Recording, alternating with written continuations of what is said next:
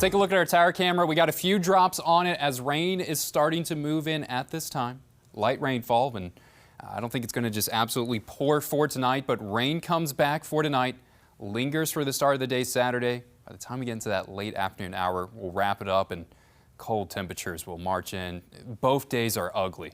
I don't know which day is the better of the two. Do you want to see the rain on Saturday, or do you want to see temperatures that don't even warm to freezing? That's what's going to be waiting for us on Sunday. This is how it looks right now on satellite radar. The rain moved in about 9 o'clock for tonight. It's starting to progress further off into the east, and it's increasing in its coverage and just rain. I think for most people tonight, you're only going to see a cold rain. There's a couple counties that could see some snowflakes, but the accumulation is not going to be too much. We are just too warm for that. Here's the jackpot zone of this winter storm.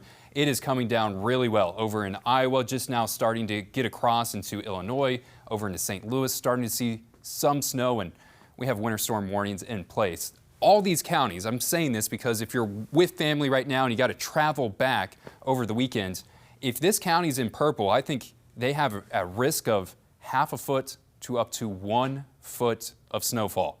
For us, maybe some flurries for some eastern counties. So just too warm for us to see that snow. We'll have another chance on Monday, and this is kind of how it pans out on radar. Most of the heavier rain is north of I-44 at this time. Once again, it's getting pulled further off into the east, and we're going to see this increase in coverage throughout tonight. And if anyone sees any snow, it's going to be in that really early morning hour on Saturday. We're talking Saturday at 3, 4, 5, 6 a.m.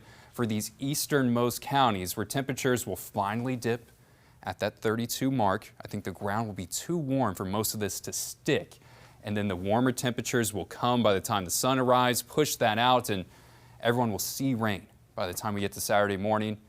And that's what it's going to be, a cold rain for Saturday. We start to wrap it up by the time we get into that afternoon hour as a cold front moves in. It pushes out the rain, brings in very, very chilly temperatures, lows for tomorrow night into the lower 20s, highs for Sunday, only 30 degrees.